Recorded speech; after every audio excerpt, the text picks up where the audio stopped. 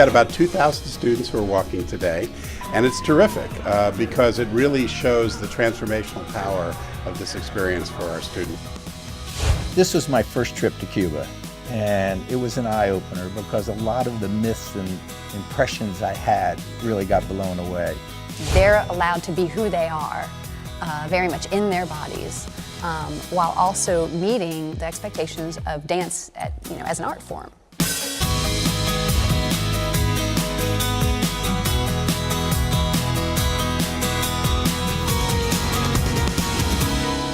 Hello and welcome to University Beat. I'm Denise White.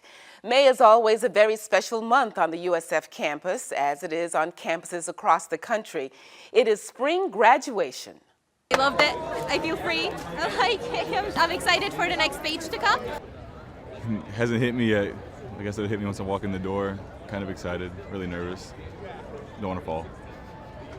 I'm excited about graduation. I'm majoring in health sciences. Going to grad school, and I'm taking a year off going to grad school. So I'm very excited. I got my associate's degree, got my bachelor's now, off to my master's. 4 years of final exams and going to classes and stressing the heck out is over. Well, not really over, but I mean, it's coming to an end. I'm excited. I love USF. I love being a Bull, but I'm really happy to say goodbye to my undergrad. For the thousands of graduates, there was no doubt a mixed sense of accomplishment and relief. For their friends and families, pride, and maybe in a few cases, surprise. For the people staging the 6 separate ceremonies, an incredible amount of work. Mark Schreiner takes us behind the scenes. The USF Sun Dome is empty and quiet right now, but in a few minutes it will be full of hundreds of graduates and thousands of their happy friends and family members. The students are so proud. They've earned this degree. They've worked hard and they've waited for this degree. And to walk across the stage for families and friends and partners and spouses is just fabulous. But a lot of work goes into putting this special moment together. So number 4 will be Nickerson. At the beginning of each semester, we start planning. The schedule goes out, communication to different departments, to students, planning the logistics, the parking, programs, honorees, speakers. In the final frenzied moments before things get underway, students part from their families outside and gather in a room aptly named the Corral. Photos are taken. They make sure the announcer can read their name right, and they make sure they're presentable. Then it's on to the floor. Meantime, USF faculty and administration have a moment to catch up before they get their literal marching orders. Some of the cards have special instructions. We'll speak to you about the special instructions. And finally, it's time for the main event. Faculty representatives of the university. And now please give a warm welcome to the president of the university system, Dr. Judy Genshaft. The ceremonies, which normally run about 90 minutes, feature all the pomp and circumstance you'd expect, with speeches, as well as an honorary degree award presentation. At the Friday afternoon ceremony, Dr. Ernest Boger, USF's first African-American graduate, received the President's Fellow Medallion. Look around you. USF has always been and always will be about vision, as is evidenced in physical achievements, but also in terms of moral compass from day one. Then it's the moment everyone's waiting for, the awarding of the degrees. U.S. Marine Mark Wolfson was the first student to march, and he did it in front of his very proud father.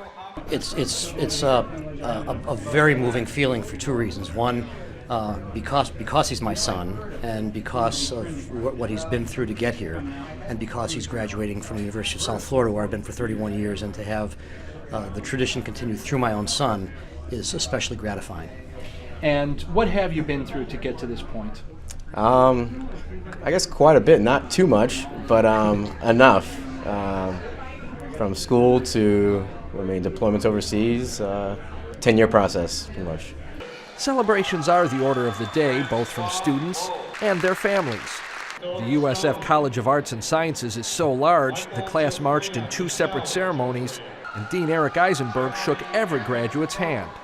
Well, my hand hurts a little bit, but we've got about 2,000 students who are walking today, and it's terrific because it really shows the transformational power of this experience for our students. So many of our students and their families have never been to a graduation before, and I can see in their faces and their eyes what it means to them to be here. This spring, USF had 6 ceremonies on the Tampa campus, 2 for USF St. Petersburg, and 1 more for USF Sarasota Manatee. It's really important for the university to have each of the students have their name read as they walk across the stage. They've spent so much time at the university. This is their moment to shine, their moment to celebrate with their families. And that's why we keep adding more ceremonies in Tampa and St. Pete. We want to make sure that they are recognized for their accomplishments. Over 5,000 students will march in the 9 ceremonies across the USF system, and President Genchev will pose for photos with every single one. This is the best part. This is what we're all about. And having the students graduate, they walk across the stage, they're so excited, and we're so pleased and proud of them that I really enjoy all of them, every minute of it. And once the last graduate's name is called, President Genchev gives them a final command.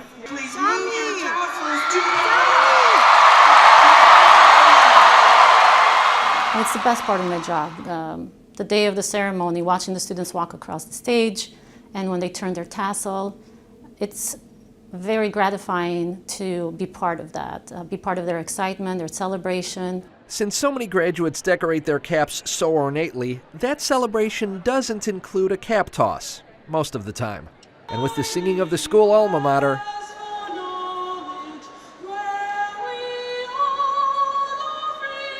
it's the end of another ceremony, and the celebration can begin.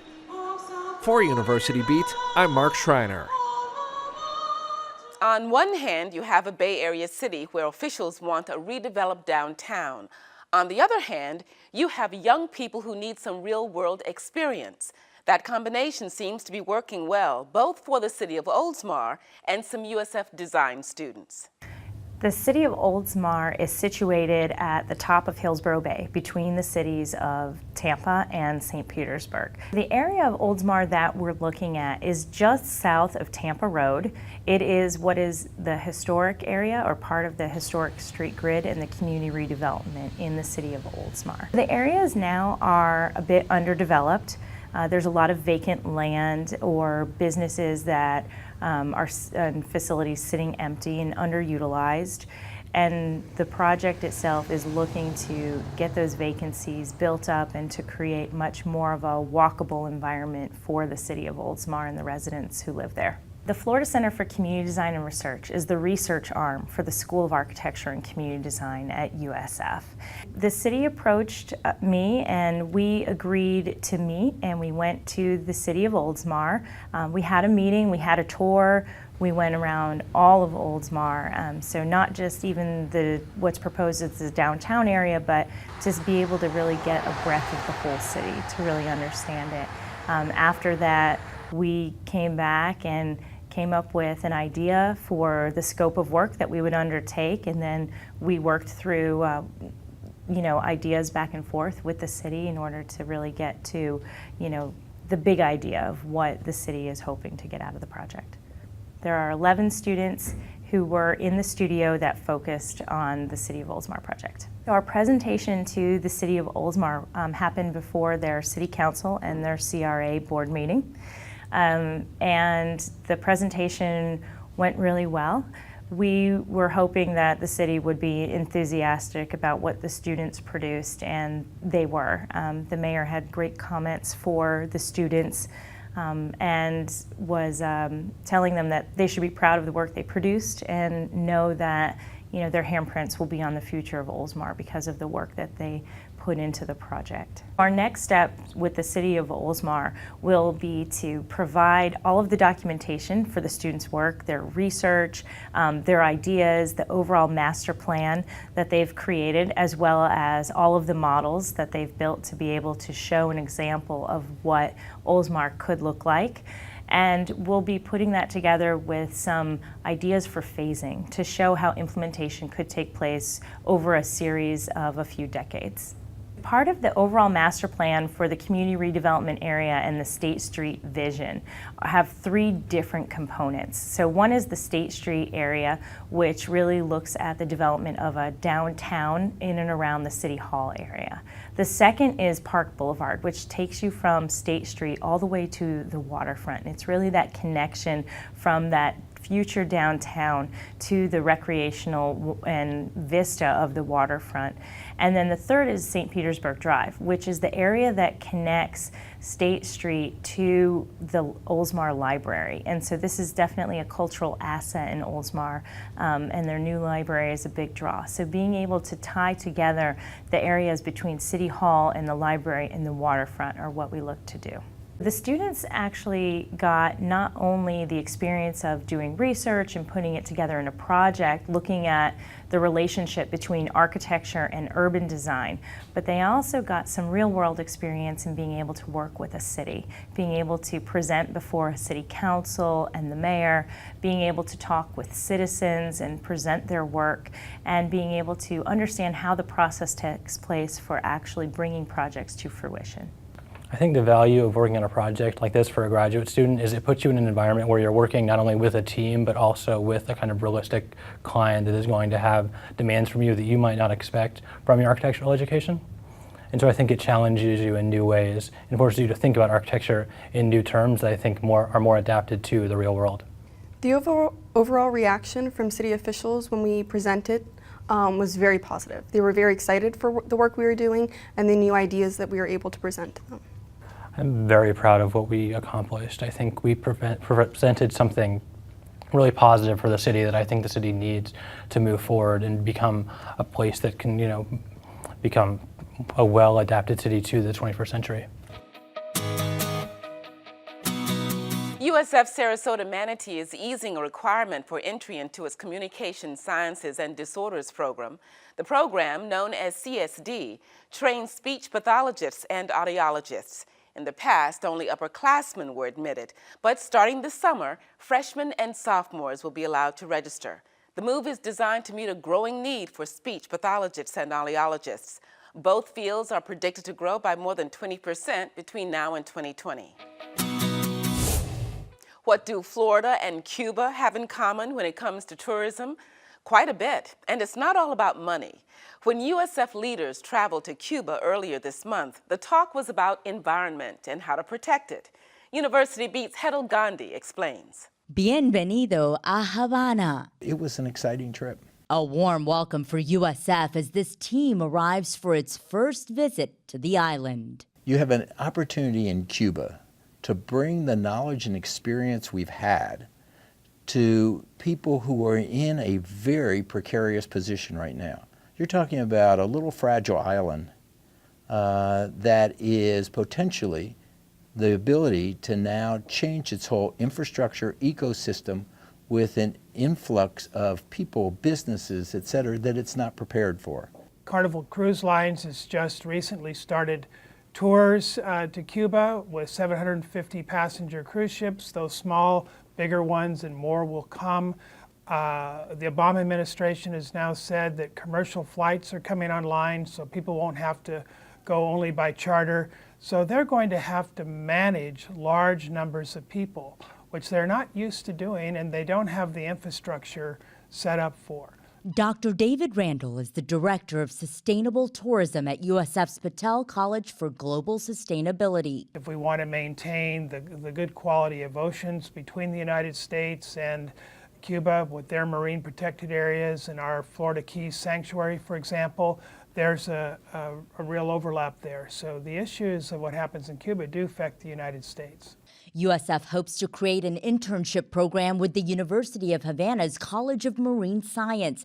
They're also working with the Ministry of Tourism and other local agencies that will deal with the influx of travel to the island. We met with Hemingway Marina, the Commodore Esridge, of how we can maybe do partnerships on clean marinas and port sustainability. In addition to the precious coral reefs and marine life, Cubans also want to protect their way of life. They understand that they have something very special in their lifestyle, their value on family, they're concerned about each other, they're concerned about the culture that they want to protect. Richard Berman, the interim director for the Patel College of Global Sustainability, says Florida has great examples of making tourism eco-friendly. Well, I think the best example we have, and it's really a Florida-based example, is Disney. And you look at Disney's 12 principles of doing business and making the planet better and being very successful. The trip also shed light on what Cuba is doing right. Despite the challenges, Cuba has a lot of things going for it. For one, we were surprised at how good the roads are. The roads are in many ways better than our roads in Tampa in terms of potholes and traffic flows. And it's the cleanest city of 2 million people I've ever been to. And Dr. Randall says from the scenic pedestrian seawalk to the inner winding roads of the city, Cubans are living a more active lifestyle than he ever imagined. Encouraging people to get around with walking and bikes or using the bicycle taxis and et cetera was really, I think, an asset that other destinations around the world can learn from. There were a few challenges on the trip, including language barriers and limited internet access. But overall, the group says its mission was a huge success. This was my first trip to Cuba, and it was an eye-opener because a lot of the myths and impressions I had really got blown away. We had been warned that sometimes people may feel too guarded and not wanted to say things, particularly to Americans. We did not find that to be the case with anybody. They were quite open and honest about both their challenges and problems, as well as what their needs are and what they would like to see for the future. A future that includes this USF team returning to Cuba again in the fall, and hopefully for many years to come. I hope they'll say USF played a pivotal role in steering some aspects of tourism in Cuba to be more sustainable and on the right track, and that people coming today are having a better experience as a result of that effort that started a decade before. For University Beat, I'm Hedel Gandhi. An athletic accomplishment 34 years ago tops this week in USF history. On May 18, 1982, the Bulls baseball team won its first Sun Belt Conference championship. And in May of 2004, the university upgraded to a state-of-the-art athletic training center. The improvements cost $15 million. Most of us in this part of Florida would never describe ourselves as jugglers, but whether we realize it, that's what we're doing. We're juggling the things that make Florida, Florida. The water, the wetlands, the beauty, with the things that help drive our economy, growth, tourism, development. It's a balancing act that's not often simple or easy. Dr. Mark Raines is with the USF Geosciences Department, and he studies the impact our water use policies and decisions have on our ecosystems. And Dr. Raines, welcome to University Beat. Thank you for having me. We are seeing so much growth in Florida. Of course, it's more growth year after year after year. How are we doing when it comes to balancing growth with our water resources? We're certainly doing better than we had in the past. I mean, in the past, we'd had sort of growth overtaking our ability to provide water while also providing sufficient protections for the environment. We're doing much better than we used to. The water users and the water regulators work more collaboratively today to try to balance those water resources. I don't think anyone's ready to say we've solved the problem, but we are working together to solve the problem. So from your research and your perspective, what are the most important things when it comes to balancing growth and water resources? What is it that you look for to make sure that we're on the right track? Well, there are human and natural water users, okay? And you could imagine the water resources as a pie. And when we make decisions, we decide how we want to slice that pie. The pie doesn't get any bigger. It stays the same size. And so, if we cut out a slice of pie and we provide that as water to human users, that's a slice of the pie that's no longer available to the environment. The key is it's kind of hard to tell how much the environment needs because their needs vary seasonally. There's variations annually because there's wet years and dry years. The climate isn't stationary, it's changing. Sometimes we go through long wet cycles and long dry cycles. And then of course the demand is always increasing from the human environment, right? So it's sort of this dynamic balancing act as you figure out how much you can take while still preserving some for the environment. What's the potential danger for us if we don't manage demand adequately? Well, there's a whole lot of potential consequences. The one that really drove a lot of the battles that we've had in recent years really is environmental, because there's sort of a geologic anomaly. There's a clay layer that caps the Florida aquifer. Beneath our feet, we'd go through some sand, we'd hit that clay layer, then we'd hit the Florida aquifer. If we pump water out of the Florida aquifer here, that clay layer sort of limits the effect that pumping might have on the surface water. To the north, that clay layer has disappeared. It was eroded when sea levels were lower, which means that we go straight from the Florida aquifer right into the sand and right into the surface environments. That's where most of our wells are located, which means when we pump the Florida aquifer up there, we are taking water largely directly also out of the surface environments. So lakes can go dry, springs can go dry, wetlands can go dry. And so there's this really a strong connection between how we use that aquifer and the effects it might have on the natural environment. And quite frankly, that's the natural environment that creates the quality of life that we have here in Florida. What's your view of desalination and using that to increase our drinking water supply? I'll say a couple things. One is expensive, right? It costs more to produce desalinized water than it does to produce groundwater, and it costs more to produce groundwater than it does to produce surface water. Okay, so there's a cost element to it. There's also an energy cost. Pretty easy to get water out of a surface water source. You've got to pump it out of a groundwater source. You got to spend a lot of energy in order to do desalination. What is it that keeps you up at night? What keeps me awake at night is that we live in a non-stationary world. The climate is changing, and we have a lot of knowledge that it is, but not great knowledge about the direction and magnitude of some of the changes that might manifest themselves on our water resources. Thank you very much. Thank you. A member of the USF family has been honored by the Tampa Bay Lightning as a community hero. Mary Lynn Morris was cited for her work in opening the world of dance to people with disabilities. Morris received $50,000 from the Lightning. She plans to donate the money to organizations that promote her cause. Here, in her own words, Morris explains her motivation. When I was 12, my father was in a severe car accident. Two 18-year-old kids crossed the center line and hit him head on here in Tampa when Waters Avenue was a two-lane highway. And it was a very severe head-on collision. He was in a coma for about a month, and the doctors didn't expect him to survive. It was the caregiving experience and the experience of kind of being involved with disability directly, plus my work with dancers with and without disabilities here in Tampa, that kind of fueled this kind of way of looking at assistive mobility devices that was new and kind of a new approach that would consider, you know, how is the person really interacting with the person in the wheelchair? Are there other options that can be enabled? Traditionally, wheelchairs and mobility devices haven't really been thought of from a dance perspective. They haven't really been thought of from a creative perspective.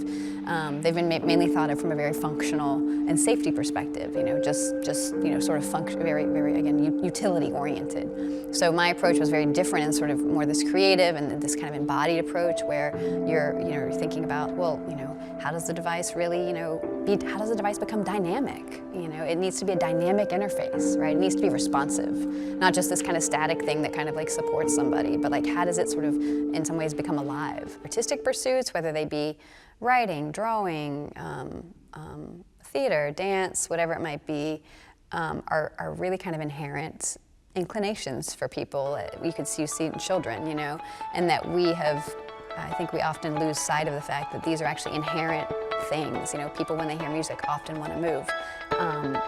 People are very much, I mean, children especially, you know, if you watch the range of movement that they typically have, it's incredible. Like the children I work with in Revolutions Dance have disabilities.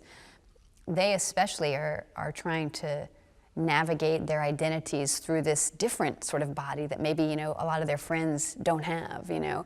And so I think for them to gain confidence and a sense of empowerment in how they're using their body and looking beautiful and looking just, you know, having a sense of control with their body is significant. It's creative, and it's about finding what can they do. These students are empowered in the sense, the way at least that we've structured the classroom, is it's not about fitting into, again, here's society's rule, you know, and you have to fit in, but they're allowed to be who they are, very much in their bodies, while also meeting the expectations of dance, you know, as an art form. Always rescuing homeless people. You know, my mom always collected all the stray dogs in the neighborhood and all this kind of thing, so that's how my parents were. I probably genetically inherited the desire to contribute, you know, and to pay attention to what's going on in the world, and, you know, try to use your skills and talents in ways that can benefit other people. Yeah, I always think about him, you know, smiling out there somewhere at this event. I think he would be thrilled. Yeah. If there's a story about the University of South Florida you'd like to see us cover, please let us know. Our email is ubeat@wusf.org. Our website is universitybeattv.org. And we're also on Facebook, Twitter, and Instagram. You can find us by searching University Beat TV. And that's this edition of University Beat. I'm Denise White. Thank you so much for joining us.